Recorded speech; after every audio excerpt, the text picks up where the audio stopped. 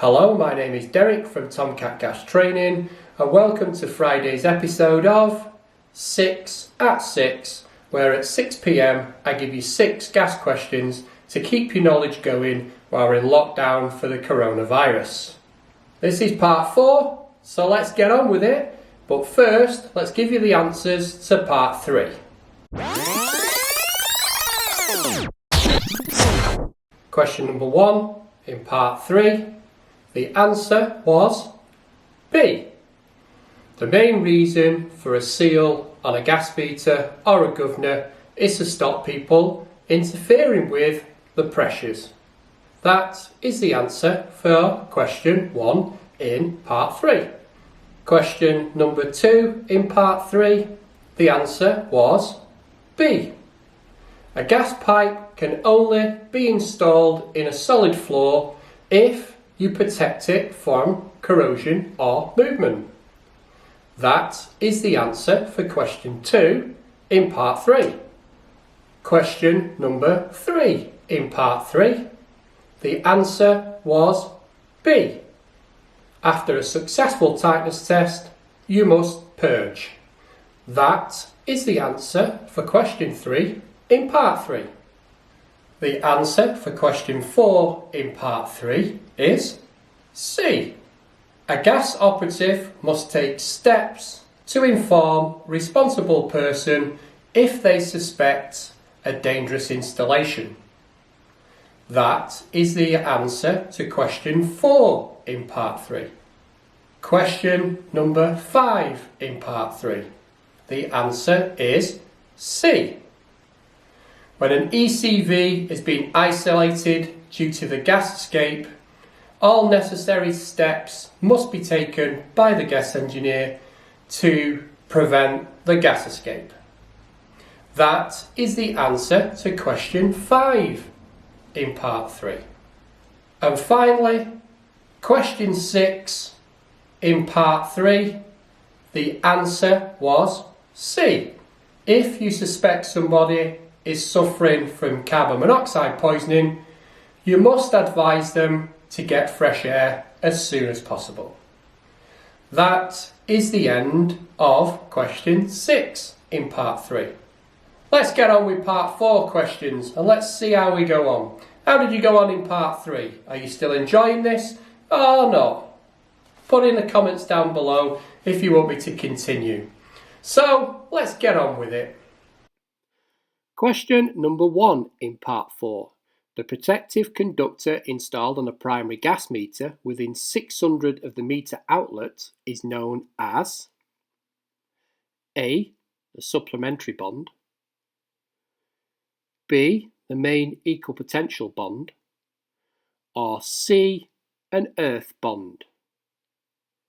That is the end of question 1 in part 4.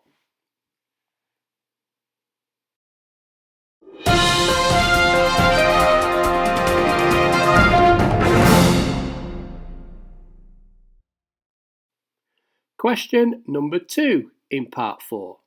It is acceptable to use compression fittings on gas A. in a suspended timber floor, B. under the screed to a concrete floor, or C. in accessible locations. That is the end of question 2 in part 4.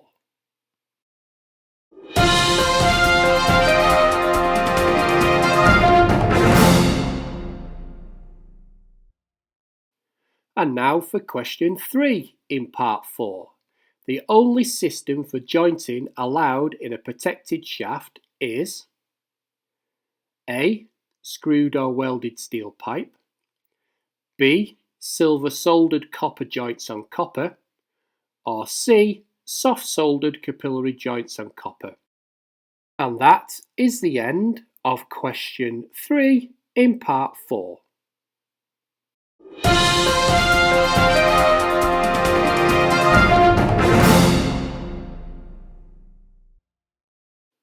And now for question 4 in part 4.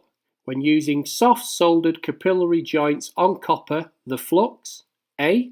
should be applied to the inside of the fitting only. B should be applied to the pipe ends and inside of the fittings. And C should be applied to the pipe ends only.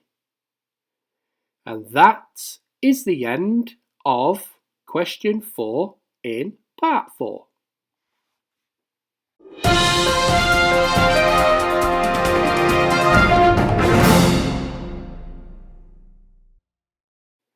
Question number 5 in part 4.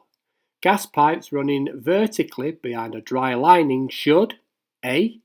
Only be corrugated stainless steel. B. Be totally encased by adhesive dabs. And C. Be removed as this is not allowed. That is the end of question 5 in part 4.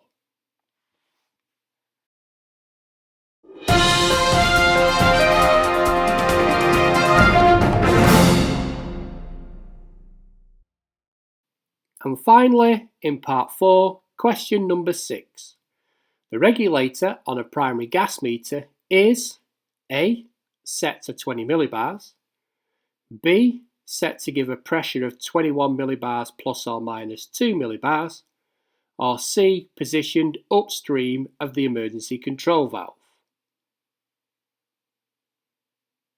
Now that is the end of question 6 in part 4 of 6 at 6. So look out for the answers on Monday for these questions I've just given you. But if you've liked this video, why don't you give it a thumbs up or leave a constructive comment down below. Don't forget to leave your answers down below because a lot of you now aren't putting your answers down there. Let's see who can do this the quickest and get them all right. If you've not subscribed to our YouTube channel yet, then get subscribing. And don't forget to hit that notification bell because I'm releasing videos a lot of the time now during this crisis with the coronavirus.